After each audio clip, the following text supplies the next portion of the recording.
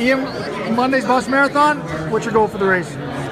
Goal for the race would be top 10. That's what I'm really hoping for. Boston, it's not really so much of a time goal that I'm looking for here because you never quite know what you're going to get. And with the course being, you've had some really fast times being run, you've had some slow times being run. Really top 10 competitive finish is what I'm looking for. And this might be a little bit warm on Monday. How are you doing in those type of conditions? Oh, the heat is fantastic. I hope it gets to be 100. The last race I did was in Beijing, and that got pretty hot. And I did fairly well there competitively, so I'm hoping for another equalizing natural force out there. The question we had at Let's Run, you ran the World Championships, but you didn't do the Olympic trials. Why was that?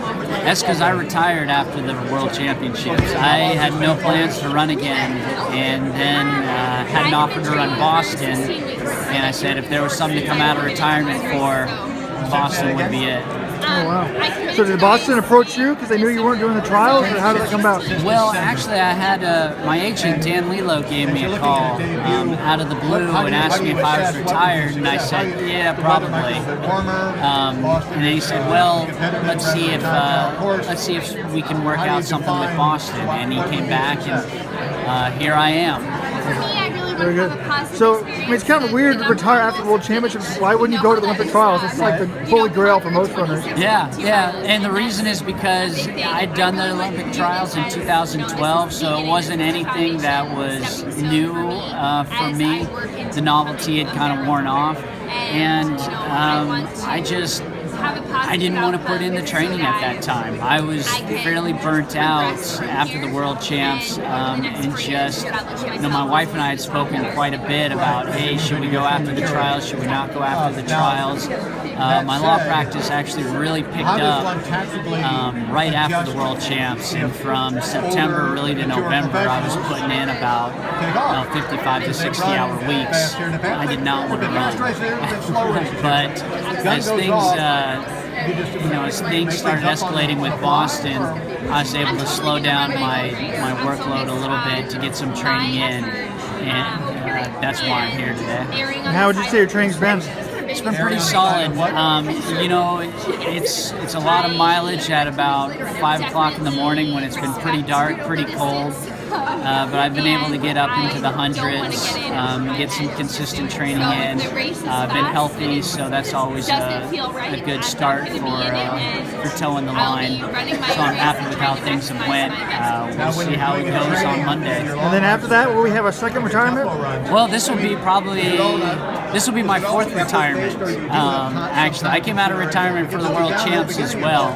So I've been telling folks I've been turning into Brett Favre as far as retirement goes. The good thing is I don't have a team that's counting on me, so it's really just a personal decision. I have no plans on running again.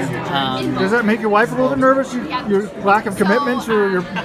Well, as long as my commitment to her is strong, she's okay, I guess. It's really a mutual decision between she and I as to whether I'm going to train again. She doesn't like the training portions, but she has just as much fun with the races as I do. So if we get another offer, to run a fall marathon, we'll talk about the pros and cons, whether we want to go through the training block again, and we'll go from there. Well, I would assume that being a lawyer is much more lucrative than being a struggling American professional business runner. So just see where you are. Yeah, it's follow-up plan. At the very end of the day, I have a wife and a child that I need to support, and professional running doesn't necessarily pay the bills. When you have some good days, it really helps, but my law practice is what's going to support our family and support retirement someday, so that's what I need. What kind of lawyer are you? Do you have your own practice? Yeah, so I'm a partner at the Colorado Springs law firm. We have 5 attorneys, and I focus my practice on estate and small business planning. So quite a bit of transactional stuff. Very good. All right, good luck. Thank you. All right, Tim Healy, Boston Globe.